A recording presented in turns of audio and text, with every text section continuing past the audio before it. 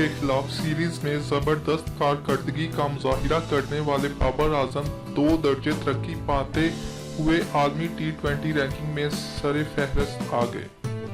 International cricket council نے T20 میں بیٹسمینوں اور بولرز کی نئی رینکنگ جاری کر دی، جس کے مطابق آسٹریلیا کے خلاف مین آف دی سیریز کا اعزاز حاصل کرنے والے قومی ٹیم کے بلے باز بابر اعظم 2 درجے ترقی پانے کے بعد ٹاپ پوزیشن پر آ گئے۔